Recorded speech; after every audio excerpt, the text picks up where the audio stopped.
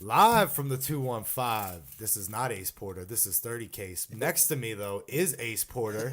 What's up, Ace? I'm good, man. It feels good to be back, man. I missed you, bro. I missed you, too. This is a special episode we got today. Very, very this special This is episode. a different kind of behind the indies feel. We're bringing in one of my good friends for over 10 years now, Cap.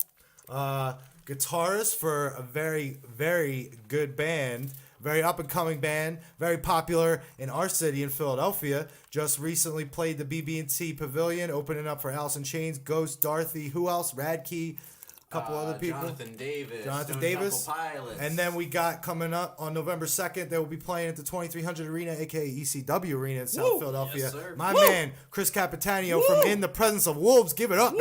Wow, what an intro. How's it going, Cap? I'm doing great. How are you, Case? I'm good. We've been Case talking. and Ace. How you doing? Right? Yeah. We've been talking about doing this for a while, haven't Yes. we? Yeah, I've been. We put this together quick. yeah, like yesterday. Yesterday. So basically, like, I'm so happy to have you on because we became friends pretty much through wrestling, correct? Yeah, that's definitely. We went to high school together. We've been in a band. We were in bands together. Yeah. You were in a band with my brother. Yes. Yeah, with Luke.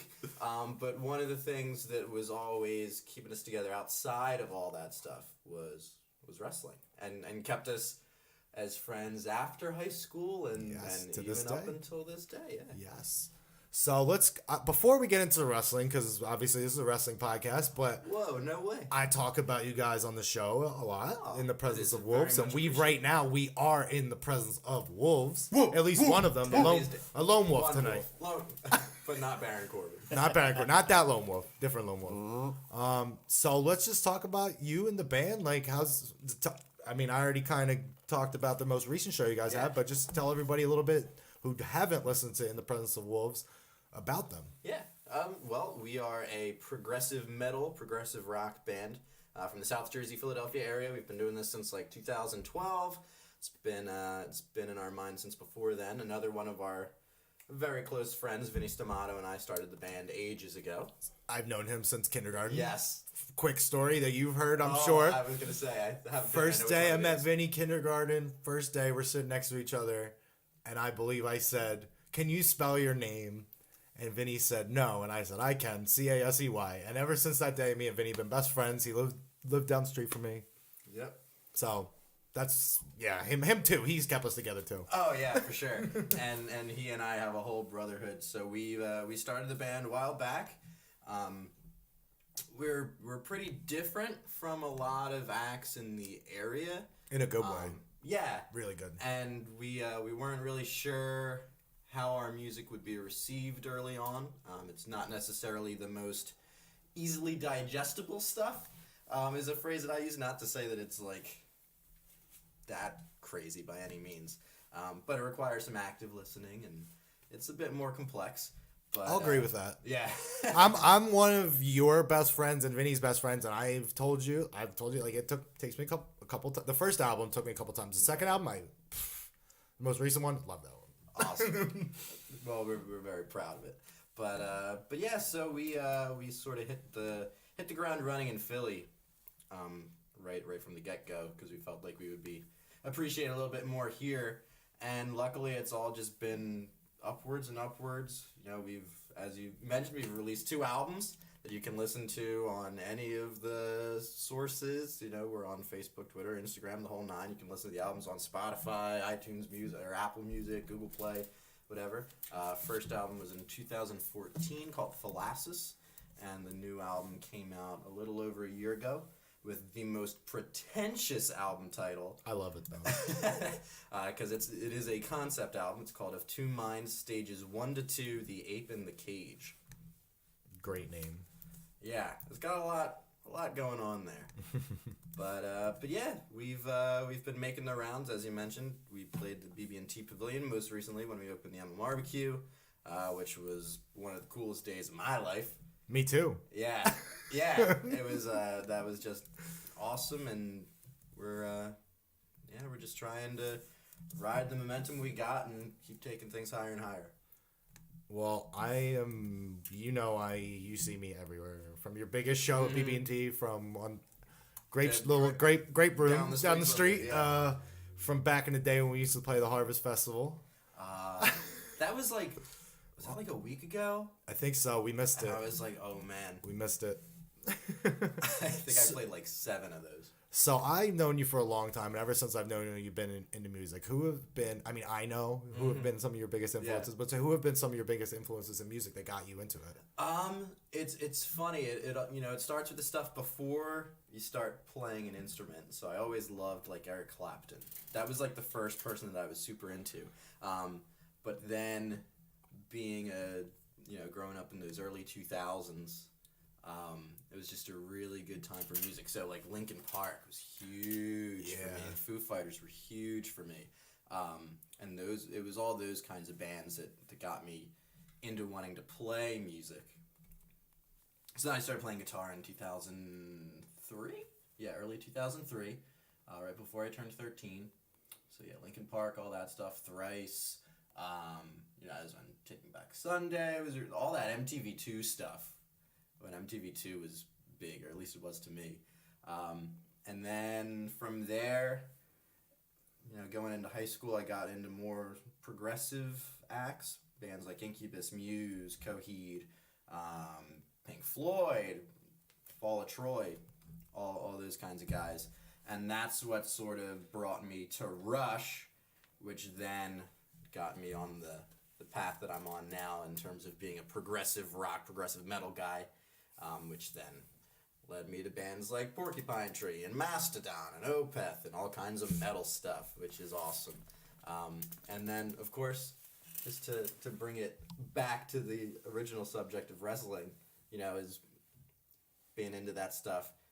Those early, like, mid-2000s were the best for, like, rock and metal song entrance like things. Edge was like the first one that I was thinking of on the way here. You know me, and you used to rock that out in your car. Dude, I had that CD from Alter Bridge before it was his entrance music, and because I always loved Mark Tremonti's playing as a guitarist. So all that stuff, it's funny. I think that stuff kind of seeped in early because I remember some of the first things that I learned how to play guitar were wrestling entrance themes.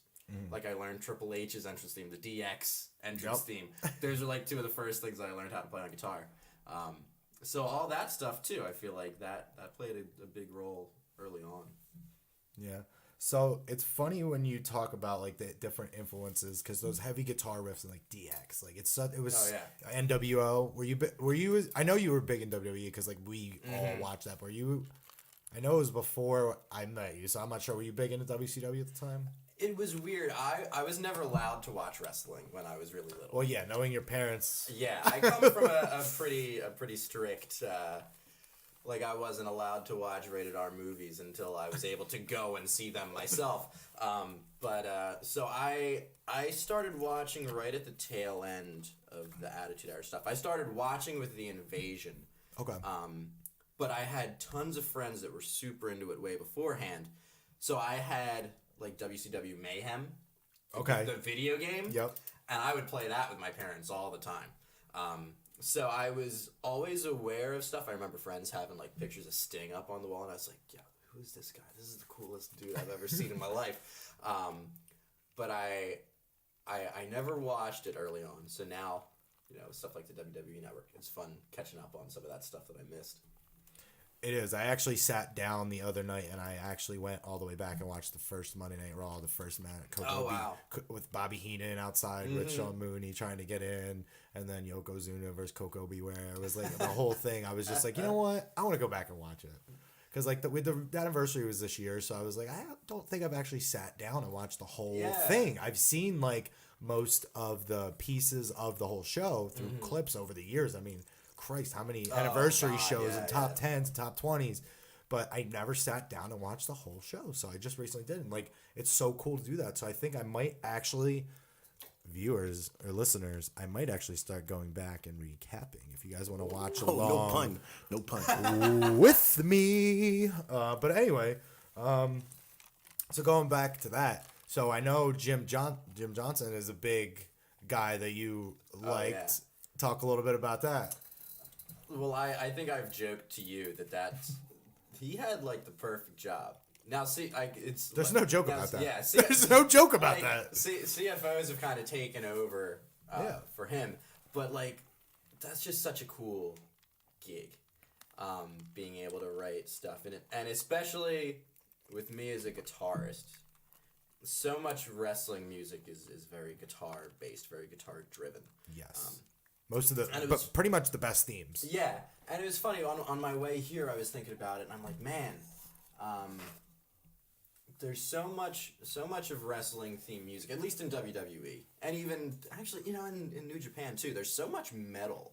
Yes. In it.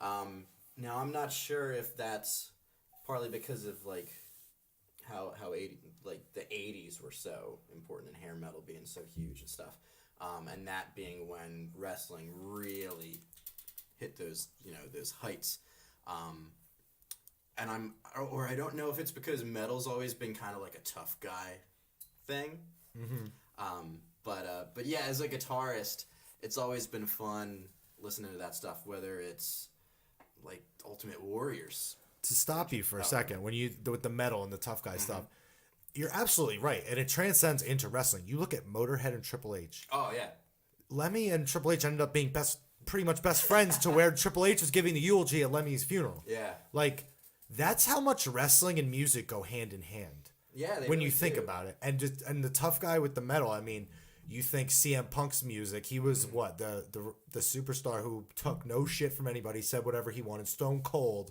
with that glass breaking, that that hard riff. Yes, DX theme, hard riff. I mean, when you think hard guitar, hard metal riffs, you think tough guys in wrestling. Yeah. Go ahead with your thought, but I was like, when you said that, it just hit, and I was like, you're absolutely right. And yeah, it's like from stuff as early as the Ultimate Warrior. I think I remembered hearing Jericho talk about because that was just such a talk about wrestling and music going hand in hand. Oh yeah, we can talk about that later. And then with the 90s, a lot of those themes that we mentioned before, Stone Cold, DX, and then the 2000s, like I mentioned, there was a lot of songs that were being put in, which isn't something that you hear all that much now. Like Edge's song, or even Punk had This Fire Burns first, the Kill Switch Engage song, and then he went over to then of course Living Color, Cult of Personality, which was huge. That was awesome. But even like, look who's calling me right now. Who's calling you? Oh, that's funny. One of our friends who we used to go watch pay-per-views at his house. Shout out to Kip. Kip, I'll answer after I get off the air with Cappy here. But yeah, there's so much good, fun guitar stuff, and it's cool too because you see a lot of different guitar things. Whether you're talking about somebody now like Andrade Cien Almas, there's like the flamenco or the classical nylon string guitar sound, and love that music too. To like John Morrison, where his entrance theme was a straight Jimi Hendrix rip. Yep. To Hogan even having a Hendrix song for a while. NWO's was pretty much a rip off of Voodoo Child. So to bring it back to Jim Johnston, here's a guy that's able to take decades of guitar-driven music and be able to apply it to different personalities for different wrestlers in a way that you with most popular music, you don't really see that. It's something you see maybe in film music with like film scores and themes for characters in that regard. But there's nothing quite like just being able to write some cool ass metal riffs and then have big burly dudes running out to it. Speaking of that, if you could write like one riff or one song for one wrestler, who would you pick to write for?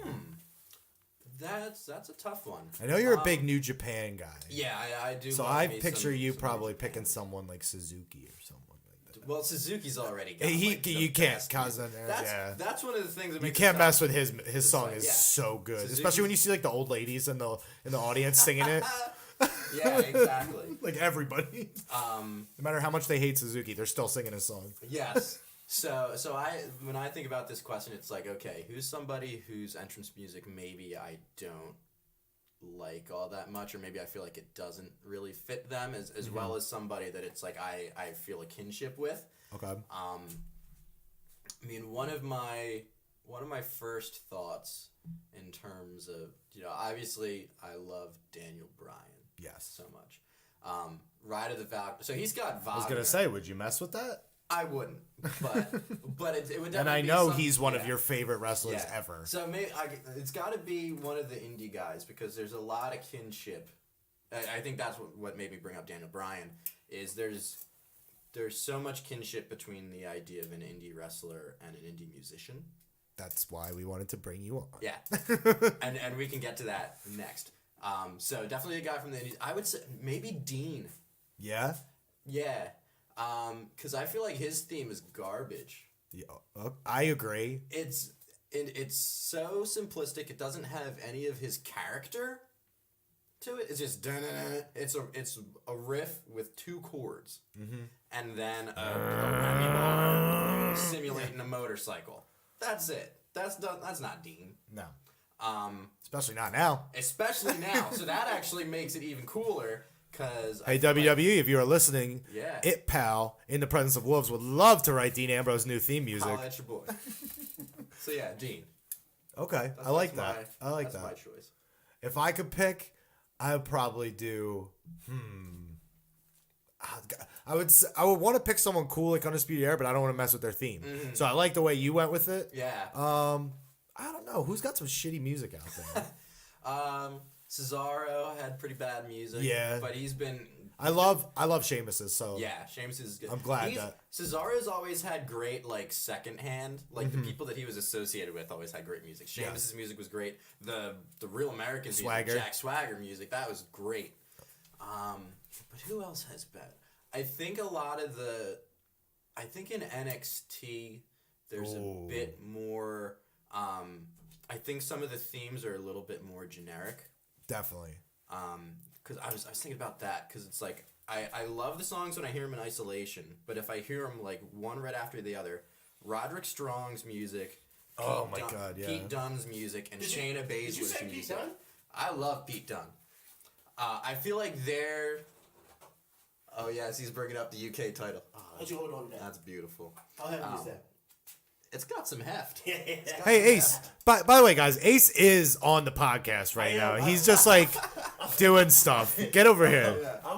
You can join us at any time, Ace. Yo, I'm a fan. I'm a fucking fan, and I'm doing the cameraman work. This shit is lit. You know what I'm saying? I don't want to do the traditional. By the way, if you're not on our Facebook, Ace is doing this whole show right now live on our Facebook Wrestle Cave podcast. We got fucking Cap's up here in a shirt and tie. I got a sweatshirt on right now. I feel so underdressed when I pulled up from work. Yeah, I know. Progress gear on, but listen, Cappy is in the building. I didn't want to give Cappy the traditional hold the camera in his face. So, we're working the cave. Well, that's and shout out to everybody tuned in. We have a lot of members tuning in right now. I feel like this is a good time to pause for 1 second. Okay. So I'm gonna say you can follow. Where can everybody follow you? Follow you and ItPal everywhere. We are on Facebook, Twitter, Instagram, either in the presence of wolves or ItPal Band ITPOW. As well as Bandcamp, Spotify, Apple Music, Google Play, basically SoundCloud. Anywhere where you can find music, you're going to find our stuff. All right. And then you can find us where you can find this beautiful podcast anywhere. Spotify, iTunes, Stitcher, CastBox. Yeah. YouTube. We got videos up there now. Check out every week. We're going to be putting out a new video interview that we did over at Raise the Bar Wrestling. Yeah, man. Shout out to Trizzy. Shout out to Trizzy. We're gonna get to him when we get to Raise the Bar. Yeah. We got a lot of work to do tonight. Yeah, it's gonna be a long night. Can I get a question in? One last thing. Okay.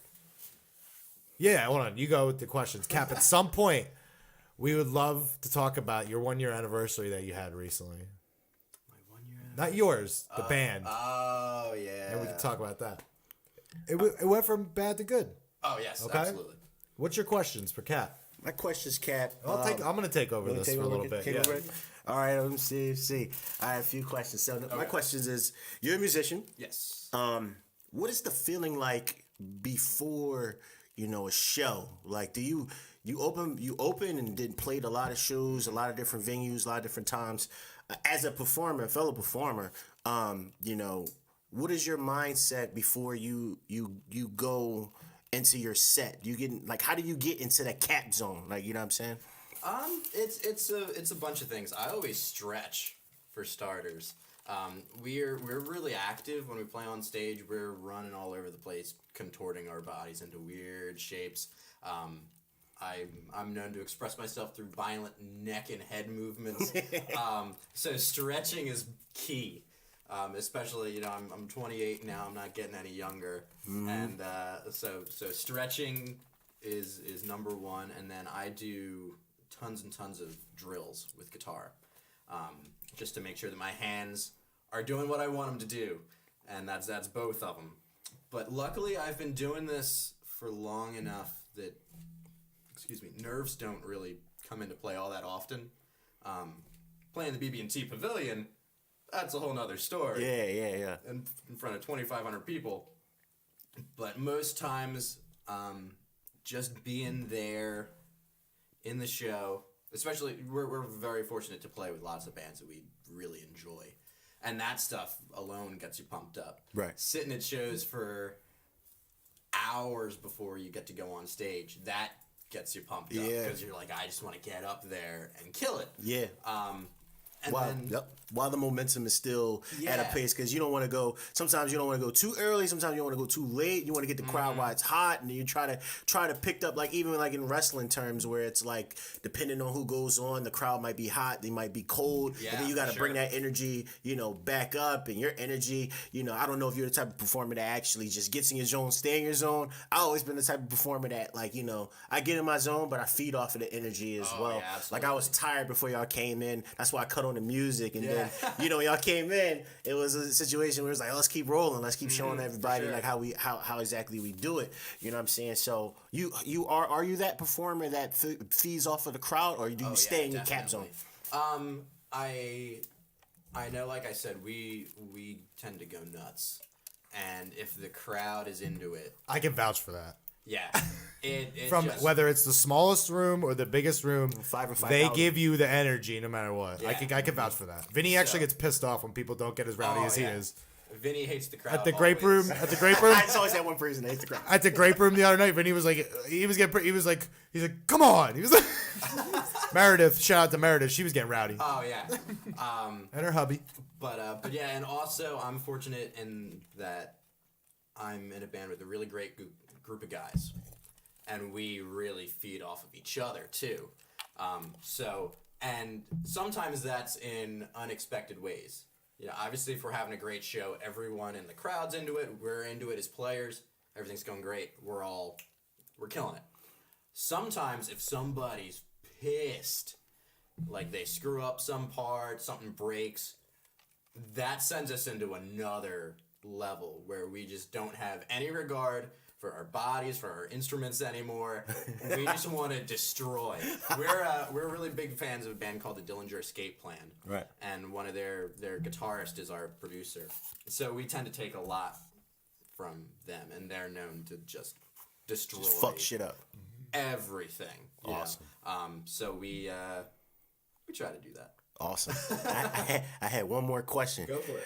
For any up and coming like musicians, artists, what advice could you give them based on your experience, based on performing who you perform with, 5 or 5,000, crowd, how confidence level, what advice is that you can give some of our, members or listeners out there that possibly don't have, as much or have the confidence or have the personality yet, they haven't tapped that, that character in them. So what advice could you give them? The number one thing for me, as a musician, for anyone, is you need to be genuine.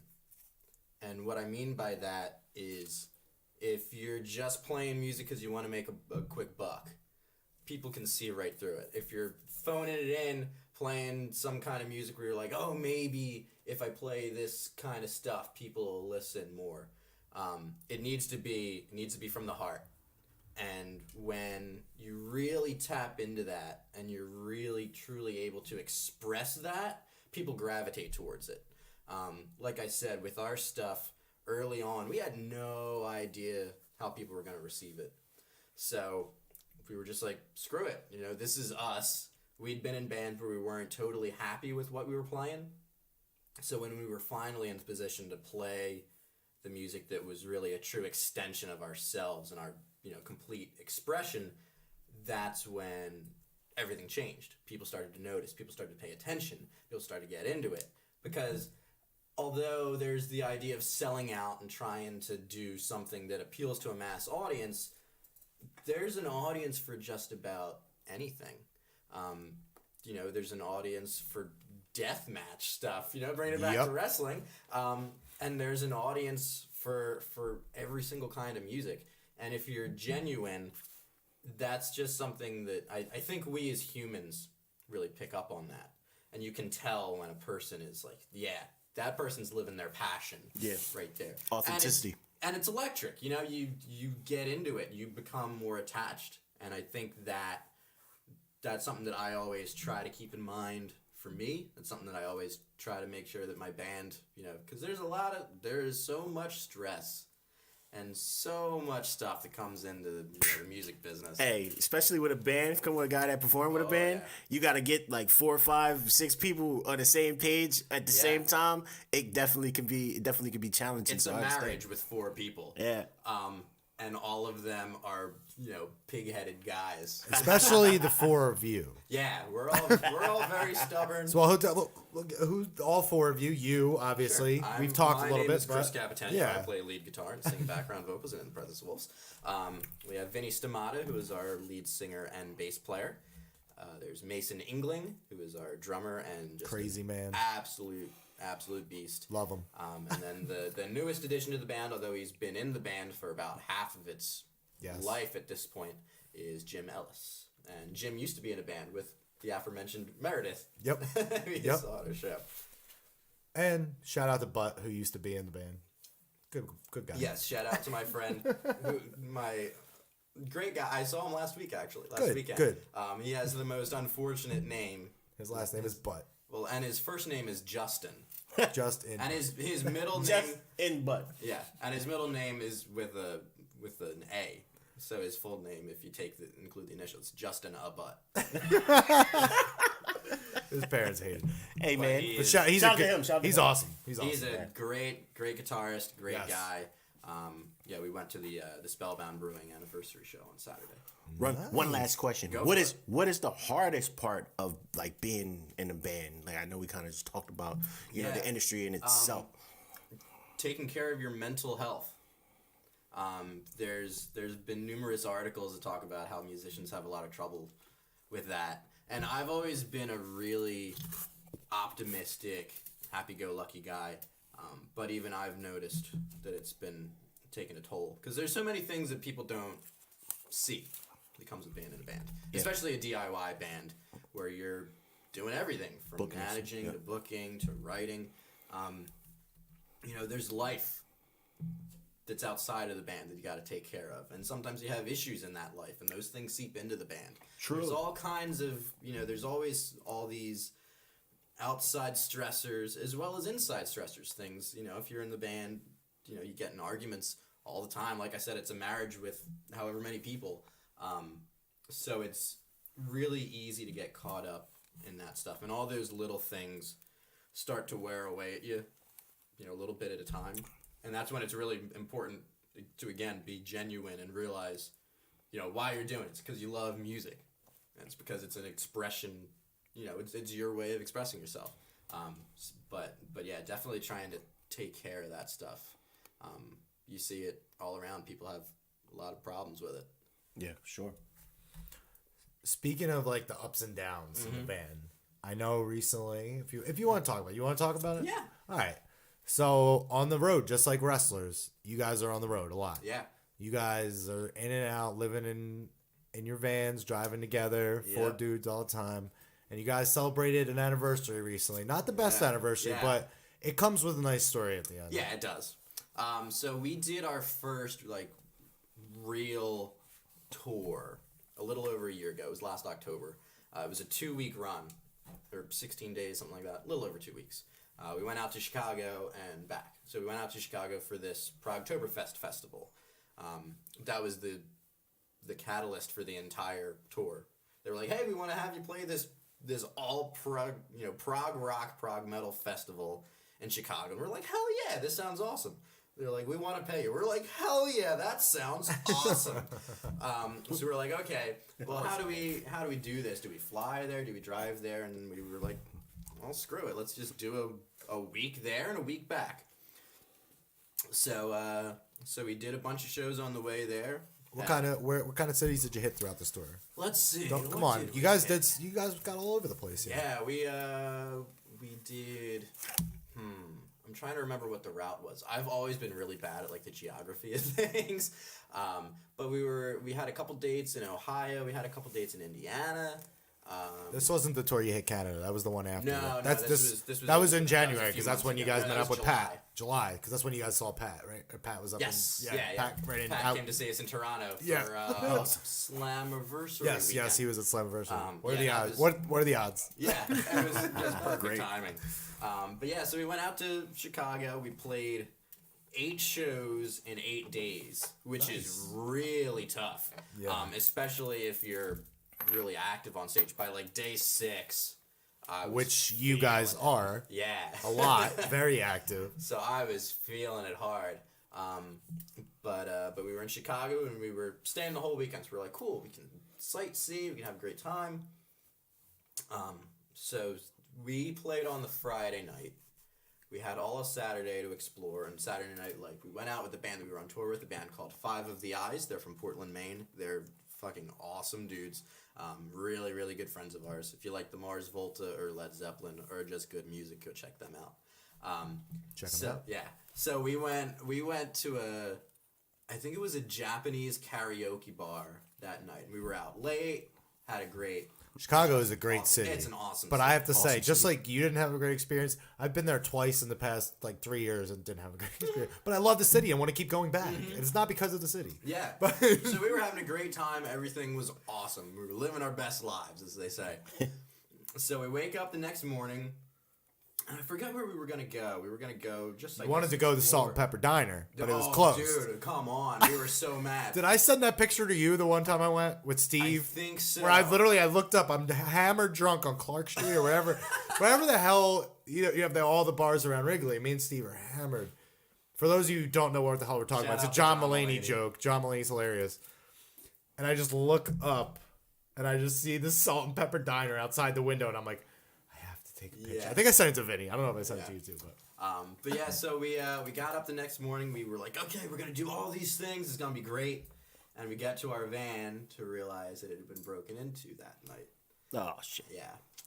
So we go through everything, saw that all of our guitars were stolen, Jim's pedal board was stolen, and Mason's kick pedals were stolen. All things considered, could have been a lot worse. But that's something that you don't think is ever going to happen to you until it happens to you. And Eye opener. yeah, and it was really surreal because you're feeling all these emotions at the same time. You're pissed as hell. You're like distraught. You feel violated because it's like somebody broke into your safe space and took. In my case, those were 2 guitars that I'd owned for 12 years of my life. Yeah. And those things have sentimental value. Facts. You can't pay to get another one. Exactly. It just doesn't. So that was like the worst morning of our lives. It's really nice in some ways being able to share that with other people because at least you are able to Get it out. Yeah. And not keep it in. Because that being with all 4 of you, keeping that in can make that whole situation a lot worse. Yeah. It adds, as I mentioned, the mental health stuff, that is a stressor right there. In that moment, at one point, I was like, I don't want to do this anymore. If this is something that can happen this easily, and we took precautions too. We were like, I don't know if I want to do this. But we put up a post on Facebook, called all our family and stuff. And people started helping us instantly, throwing money our way, sharing the post, trying to help us find stuff.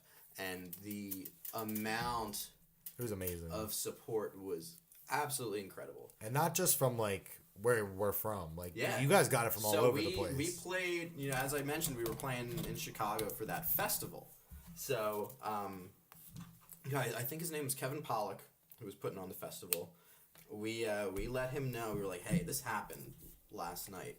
Can we set up merch just to try to, you know, make some money? I know we're not playing today, but, you know, anything helps. He was like, hell yeah. So we split up. Jim and I went shopping because we still had another week of tour left. Yeah. And I didn't have a guitar. You know, we didn't have any guitars. Right. So we went shopping just to try to find some like cheap stuff just to, you know, keep the tour going. And then Vinny and Mason went there and they made an announcement and Vinny said that there was this audible gasp from the crowd as soon as it, you know, he said, you know, in the presence of all of their band, they played here Friday, someone stole all their equipment on last night. Audible gasp. People just instantly came up, started buying all our stuff, even giving us money, Damn. not even wanting anything in return. The progressive rock scene really takes care of their own, and it's really just incredible and inspiring. Good and community. humbling. Awesome community. Well, pause. How did that make you feel in the moment for knowing, like, damn, like I still got, you know, a whole week left, and last thing you're thinking as a musician is, you know, this merch is gonna get it sold to where I can able to get my, you know, all our stuff back, and guitars is not cheap. Yeah. So like, what was the mindset? It's a mix of a bunch of things. In a lot of ways, there is this, you know, through all the negativity, there is this feeling of, you know, the show must go on. You know, we're gonna kick this thing in the ass. So in that way, it's a bit of a motivating factor. But for sure, it's super depressing. You know, right. And it's the kind of thing that it's really easy to joke about now. Yeah. Of course, it's always like that. Because of how things ended up. You know, it was lowest low to highest high. The support was that overwhelming and just absolutely awe-inspiring. You know, at least Mason and I cried 2 or 3 times that day in, you know, from the negative emotions and the positive emotions. More so from the positive stuff. Yeah. But yeah, it's crazy. And the band that we were on tour with, you know, they're like, yo, what the hell? Because that could have just as easily been them. Yeah. Could happen to anybody, yeah. Yeah. And they would have let us borrow whatever we needed to from them too, and that was awesome of them. But for sure, it's the kind of thing. It's like, it's really sobering. You know, it's you're out there on the road, living your best life, playing rock music. It's Not a care in the world. Yeah. Yeah. And then something like that happens. You're just like, whoa, I didn't realize just how low things could get. Mm-hmm. So you see the worst in people. And not even that. You're nowhere near home. Yeah, nowhere near home. Yeah. So you see the worst in people, but then you see the best in people. People that don't know you. People that maybe listen to like you your said, song. people that didn't want anything from you gave you money. Yeah. Just because. Turn around, just gave you money. So people are awesome. So yeah, it was a year ago, like earlier this week or yesterday. It was the other day because I saw you guys share it on your page. Popped up. I think you shared it. Vinny's dad shared it. Yeah. But yeah, we were actually able to replace everything, and you know, now the new instruments have some extra sentimentality because, you know, so many people helped us to get those, and it, like I said, it's a real motivating factor to keep on going. So yeah, because in less than a year, think about this. In less than a year, you guys went from that, having someone steal all your stuff, feeling so shitty. Yeah. You said you wanted to stop, right? Mm-hmm. To not even a year later, and you guys are opening up at BB&T. For Alice in Chains at the 50th anniversary Emma Barbecue show.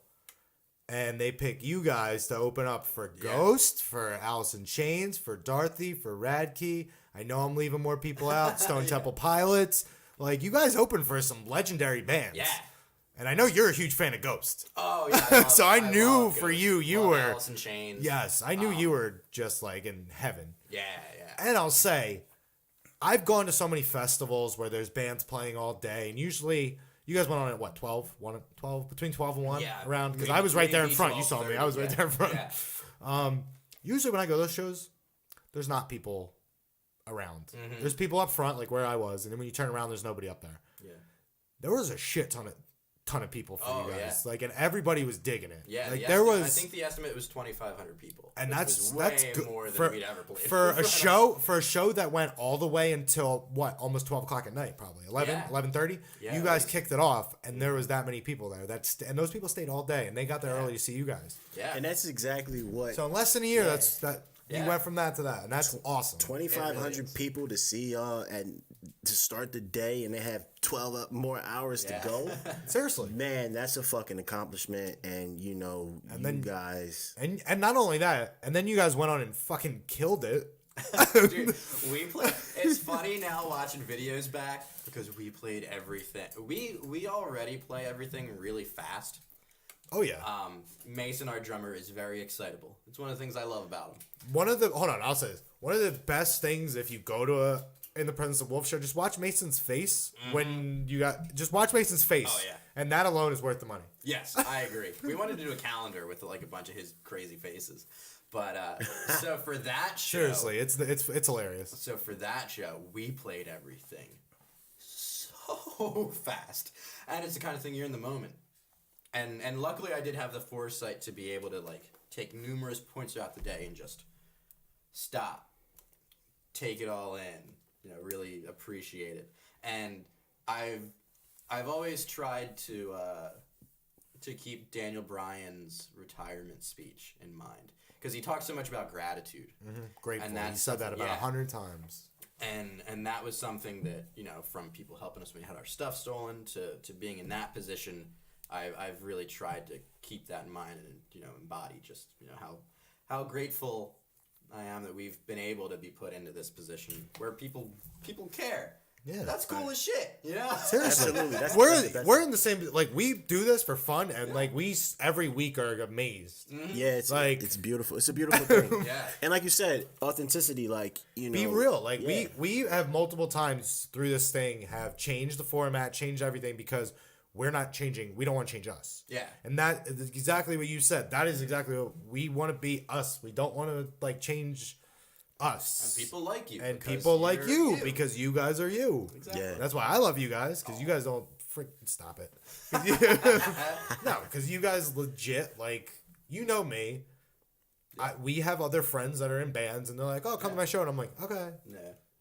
I come to just about every show I can to see you guys because not only am I a friend, but I'm a And fan. it always makes me happy to see you at shows too. Well, that was my favorite when I got to see when you guys saw me while you guys were playing there. That was awesome. When's for the me, 'cause next that's- show? I gotta go. I gotta come. Oh, the next Well, show. the next show Do you want to know? You want me? You do it. Go. I'll It do it. The ties next show. everything together here. Yeah. know. Is November 2nd at the 2300 Arena in Philadelphia, I will be which there. is formerly the ECW Arena. So I've been to Ring of Honor shows there, like We've- the Ring of Honor. Yeah, we went We've gone to like the 3 or Japan 4, yeah. show and stuff. Or the there. world shows. So How cool is that to play there? it's awesome. Now I'm the only guy in the band that's like still really into wrestling. You know, Vinny comes to our WrestleMania party every year. Yeah. That's about it. Yeah, I still have the video of him with John Cena. Oh, yes. Should I post that in the group? Probably. Yeah. Okay, I'm gonna post that in the group if I can find it. I'll find it somewhere. But Vinny, what year was that? John was Cena came 31. out probably 4 years ago. 4 years ago. So John Cena's come out. Vinny just goes fucking Yeah. crazy. It was for when it John was him Cena. versus Rusev. Yes, And Rusev came out in tank. Yeah. Go ahead. And John Cena just comes out. Yeah, so you're the as only one. America as possible. But yeah, shit. Where were we? We were talking about you're the only one that really still watches So wrestling. I'm for a while, Mason had like a bunch of his old action figures because he watched during the the Monday Night Wars and all that stuff. So he would put up like all of his old WCW action figures as part of our merch setup. I remember that. Yeah, And then you even had the NWO kind of shirt. Yeah, we did an NWO style shirt, and we also did like You do the hot rod? the old school, like the 80s, yes, early yes. 90s WWF style, like the chrome. I had that one at one point, and now I don't know where it is because it had the sleeves, right? Yeah, it had the ringer. The ringer sleeves. stuff, Yeah. So I've always been like pushing some of the wrestling stuff in there, and luckily the guys aren't like. It works so good though. Yeah. So now it feels like it's all kind of come to a head where we're playing, a historic venue for wrestling, especially for Philadelphia. And that place is it's Seriously. really cool. So that place is just recently they added the venue to everything. So I have yet to see it. I'm really excited. They've been doing like festivals and stuff, Okay. like beer. I think they did like a beer fest or a pickle. I don't know if the Pickledelphia was there. They had a Pickledelphia festival in Philly a couple weeks ago. My girlfriend loves pickles, so she was pissed she couldn't go.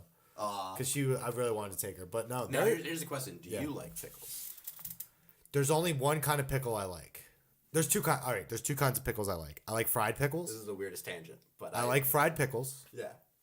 And I like beer infused pickles. If you go to Dogfish Head Brewery, which I've taken you to, Yes.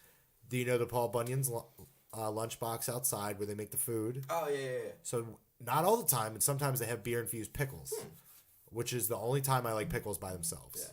Hate them on anything. Because I'm convinced. And everything. So there was an episode of How I Met Your Mother where they were talking about it. It was like, I forget what the food was. It's olives. like Olives. one person in the relationship loves olives. And Marshall pretends he doesn't. Yeah. But he does.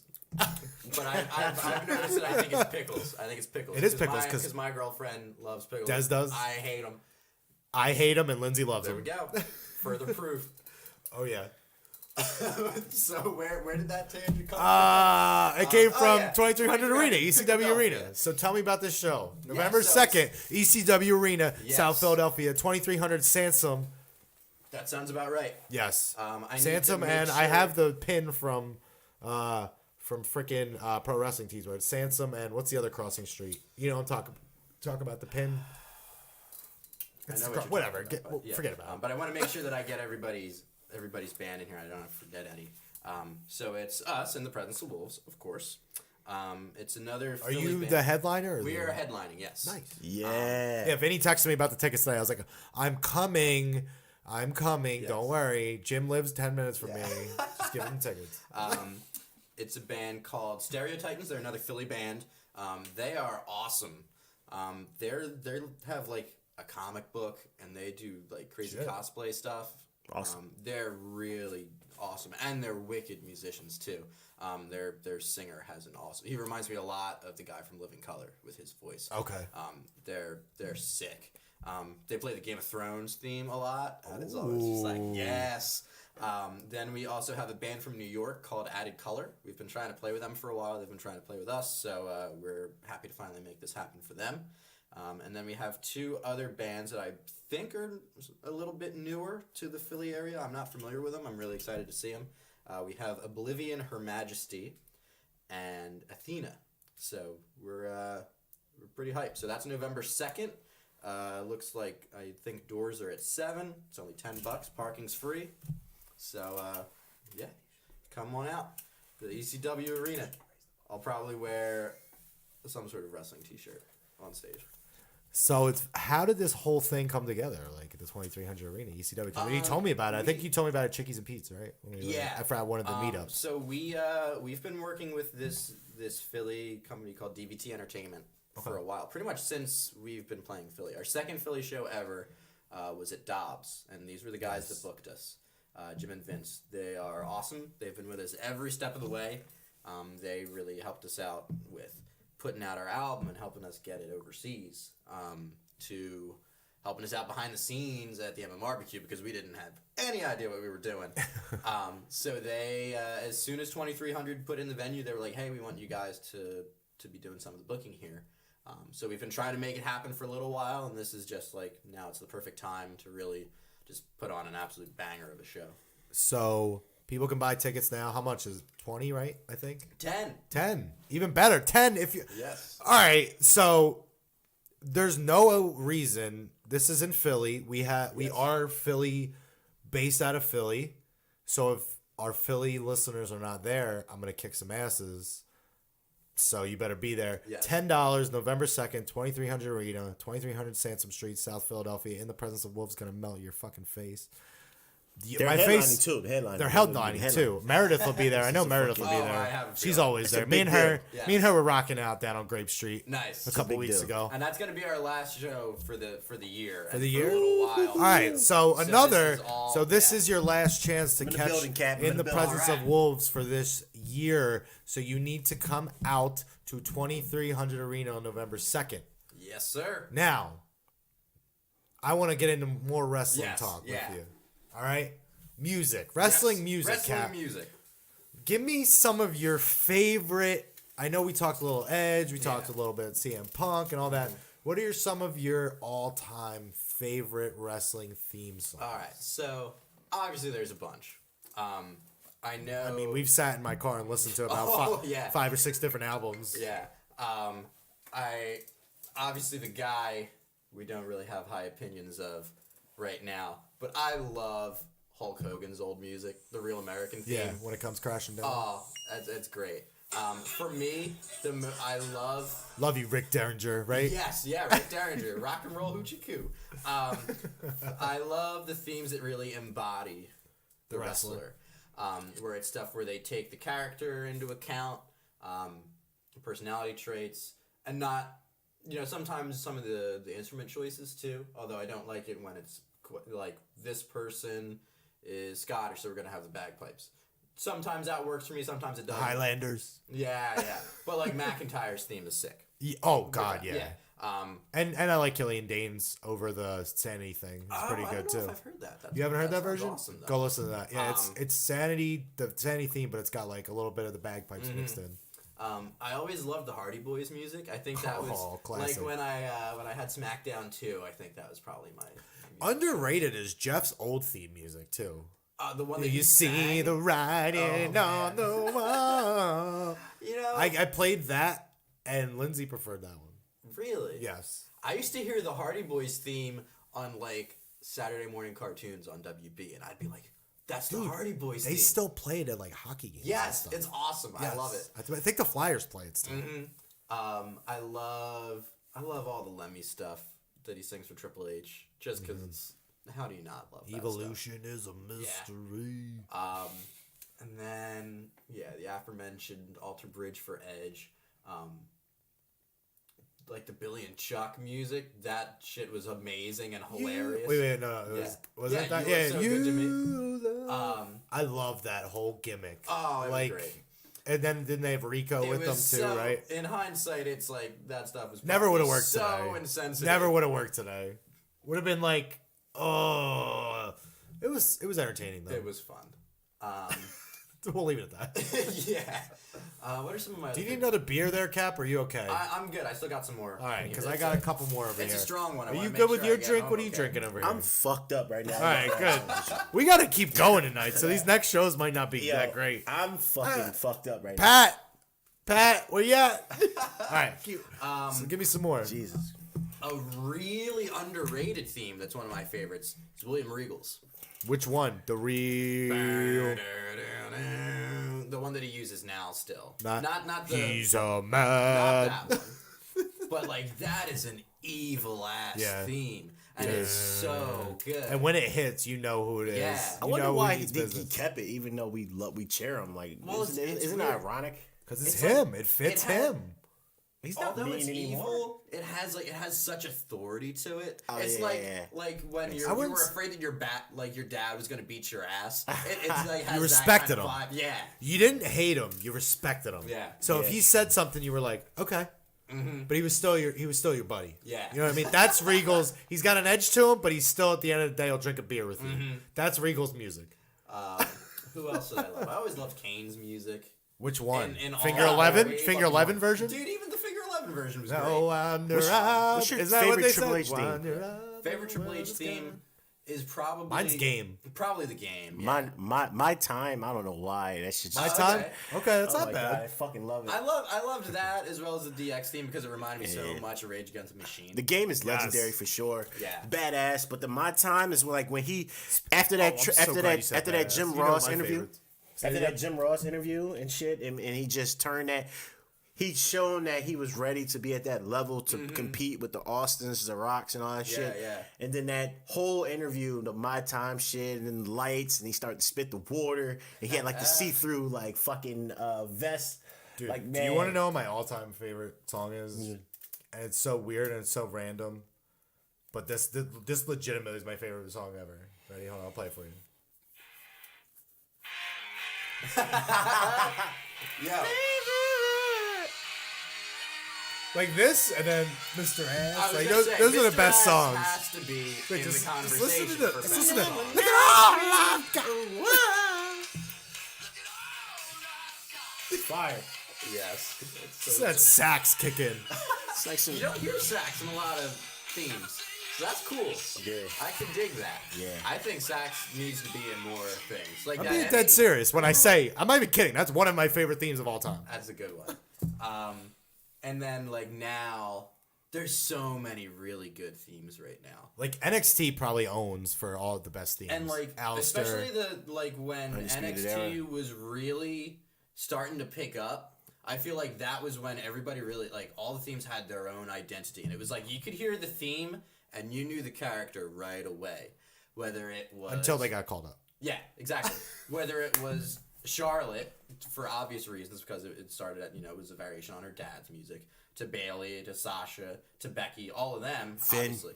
To Finn. Undisputed. Where, like, Finn's music is great Amazing. because it had that duality of the character where you had the brutal metal riffs, but then you had the really graceful string section. And then, of course, Nakamura. Yeah. Nakamura's always had great music. Yeah.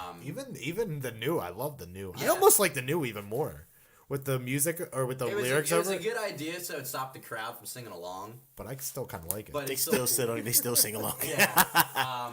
And then obviously like Bobby Roode, where he had that super over the top Bohemian Rhapsody, Queen, Muse. Kind of Champa vibe. music is fucking insane. I haven't heard Champas yet. I'm so behind on NXT, and I'm the pissed. the first couple until the riff really kicks in, like, you know what I'm talking about, like about 15-20 seconds in, that's when I really start to like it. I don't like the first, like once the screaming kicks in, and then after that when the riff is right after screaming, that's when I really like it. The first couple notes, I don't like the beginning of it. You know what it is? Maybe I'm It's too as generic soon at the beginning When for you me. see him, and you see how he Owns sells it. the music and how he owns the music. That's what I was gonna say, how he By owns the it. time he starts walking, that's when those things you're looking for. By the time he's at the ring, it's fucking it's fucking gold. You know what I'm saying? Shit. Who pun else? intended. Absolutely. And but the Undisputed Era, man, everything Yeah, from they the got beginning cool- to the they end, got man. cool Jesus music. Christ. And Wow. then another one where it's like one of my favorite themes that is almost a waste because the characters don't do anything was the Ascension theme. Oh my god. And with me yeah. being a metal guy, it reminded me a lot of Meshuggah. Yes. Who are one of my favorites. So like that music was awesome, and I was like, shit, if I'm playing the games, I'll use that as my entrance theme now. For my own creator wrestler or whatever, Right. Yeah, I it's just awesome. love that stuff. And then the poly music. Oh, it's so good. And then Seth's music too. I was about to say, Seth's Seth music reminds sounds- me of Dillinger Escape Plan. Yeah, again, yeah. mentioning them again. In the frantic Yeah, energy. shit is I'm crazy. all about The burn that. it down part, that little key part. It's definitely cool. At first, I wasn't sure how I Yeah, felt me about neither. it. But that's one of the things you notice a lot of themes they tack on either a catchphrase or some sort of sound effect where it's like you hear that and you instantly You know who it it registers is. right away. Like as soon as you hear glass shattering, you know it's Stone Cold. Yeah, the burn it. As Yeah, soon that as made you him superstar. heard the static, you knew it was Sam Or the Punk. car. Yeah. Yeah. You knew it was Mick Foley. Yep. Yeah. So that stuff, I feel That like made him a that superstar. always works. Well, he was a and superstar. helps. That to me, that brought him up to another level. Yeah. Kevin Owens, I love Kevin Owens' music as Yeah, well. I love his too. Sami Zayn's. Same Yes. as yeah. I want to switch. Ready? Go for it. What are some of the worst theme songs ever? Besides Jillian, Sliced Bread. Oh, that was Hottest things so with Sliced much Bread. fun. Besides her. We used to sing that in your car all the time. Bree mode. I don't fuck with Bree mode. What are some of my least favorite? I feel like that's a tougher one, which I think is a testament to how good they are Yeah, at CFO. doing a lot of those themes. The CFO, yeah, they're good. But yeah, like some. Okay, here we go. Worst entrance theme, right to censor. Yes. Where- I fucking hate that. Yeah. It's like as soon as that shit started, you're just like, I hate these people, even if you'd never watched wrestling. Can I tell you whose I really don't like? I don't like the Big Show's theme. Well, I hate it. It I serves really its hate purpose. it. I don't serves know. its yeah. It serves its purpose, but I really don't like it. Yeah. I don't like that he hasn't changed it for about 15 years now. I don't like Orton's current the The voices. voices? That's how long has he had that music? It doesn't fit that much. I anymore. loved "Burn Inside My Light," Yeah. the old music. What But was yeah, that? it's like- Mercy? Who was the song that? Something like that. It was like something Mercy or something? Mercy Yeah. Drive? Or Mercy Drive was what was sticking out in my head. I think it's Mercy Drive or something like that. But yeah, it's like, when was the last time he had voices in his head? Like 2009? I don't know. Maybe Bray Wyatt, maybe not. I don't know. Where the fuck is Bray Wyatt? Yeah. Well, we've been talking for a while, Cap. I want to ask you some wrap it up with a couple questions here. right. I'm gonna rapid fire you. Go for if we can rapid fire you, because these are gonna be questions like I'm gonna go one wrestling, then one music. Okay? What is your favorite album of all time? Morning View, Incubus. Who's your favorite wrestler of all time? Daniel Bryan Danielson. Okay. If you could pick one band to open for, who would it be? Porcupine Tree. Interesting. Why? Yeah. Because they don't exist anymore. Okay. They were really big for me in terms of solidifying, like, okay, this is the genre that I want to play. And Steven Wilson, who is the frontman guitarist, he still has a solo project, which is putting out some fantastic music. He's someone that I really, really connect with, both musically and, a lot of times his lyrics and stuff really connect with me. So if Porcupine Tree gets back together, that's a huge ticket, and I would be the first person to buy one. But also that would be just an honor and a privilege to play. All right. If you could be in a tag team with one wrestler besides Bryan Danielson, who'd it be, and what would your tag team name be?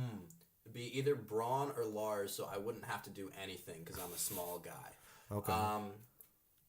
And we'd be called Lars and Cappy. I like that. So you've opened. You got 2300 Arena coming up. You just did BB&T. What's one venue that you'd like to play? Let's see. I'll go like way, like, I don't know if we'd ever get to that level. Royal Albert Hall in London. Ooh. Or Red Rocks in Colorado. That is actually on my bucket list of places Yeah. to see. Something. Me and Lindsay are actually talking about it over the next couple of years, taking a vacation. Oh, cool.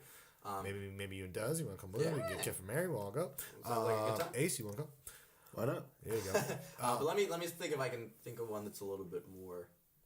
Is there any place in I'd love to play the Philly? Electric Is there any? Factory. I was just gonna say, is there any place in Or Philly now, that you? North 7th or They just or no, renamed it. It's Franklin Hall now. Franklin Music Hall. Franklin Music Hall. Yep. Yeah. I wish they would just kept it the Electric Factory Yeah. because that is a legendary name. Why fuck with something that is so great and synonymous with so much music and Or history? Union Transfer. Union Transfer, I like even more. That would be a great wrestling venue too. Would be Electric Factory. Because I just went to Melrose Ballroom. Oh, okay. Electric Factory set up way better for that. Because you know how they got the up top. Melrose had that too, but it's a lot the more balcony. spread out at Electric Factory. That would be a great venue for like an MLW. Besides to 2300 Arena, but that's where everyone's gonna go. Yeah.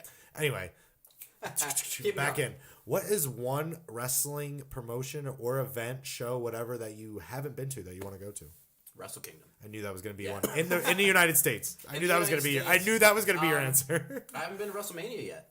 Me neither. You want to go this year? Yeah. Okay. Isn't This it- guy's been to wait, 3. It's isn't in it New supposed- Jersey. Yeah. Yep. Shit, that may have to happen. Yeah, that's what me. Yeah, we'll go.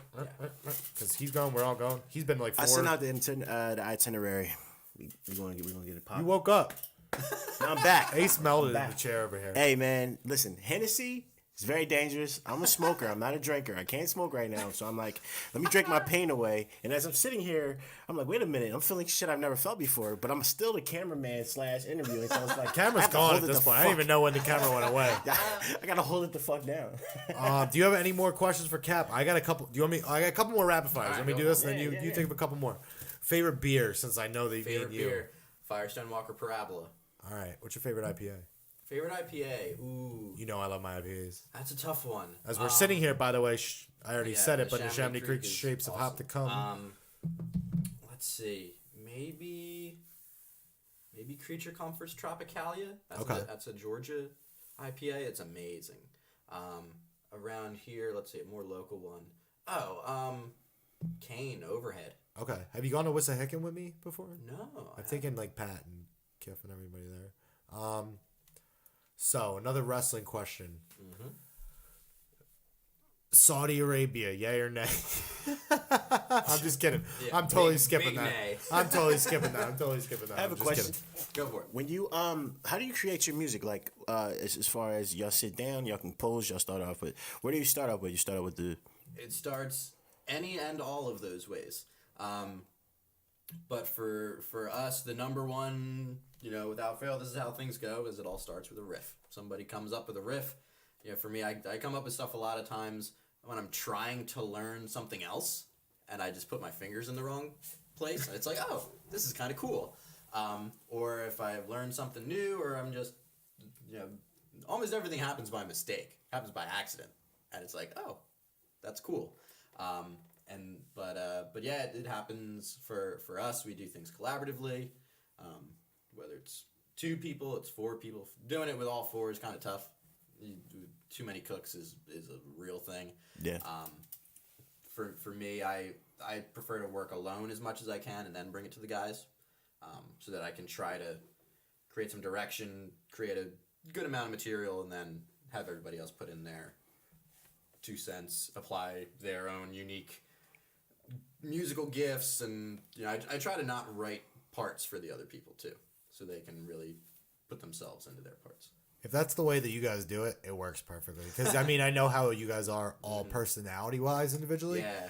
And it definitely fits into the sound. Because for me, knowing all you guys. So I feel like if people ever got to know you guys outside of the music, it would be like, wow, this is, like, perfect. Because, like, that's just how you guys are. Yeah. I hadn't thought about that. Anything you want to plug, say to your fans, say to the Wrestle Cave fans, talk about a wrestling statement, anything? November 2nd, 2300 Arena, make it out. Thank you to you guys for having me. This has been fun. This is cool. I'm glad I was finally able to make it in. Thank you for coming, man. Best of luck with everything. Best of luck with you. We will definitely be in the house. Wrestle Cave will definitely be in the house on November 2nd for your show. Yes. Last question from me. Or no, what were you gonna say? You go first. I was just gonna end things with fuck Ciampa. Yeah. Last question. What is your favorite match of all time? Or one that you just really have been right now enjoying? I mean, I know you watch a lot. The one that was huge for me for so long was TLC 2. Yeah. But since then, the one that just like blew my mind, besides a bunch of the New Japan stuff, 03, Pro Wrestling Noah, Misawa versus Kabashi. Kind of like the match that sort of wrote off that long-standing feud. I hadn't seen any other match between those two, and I was just enthralled, the whole time, sucked in. It's a long match, too.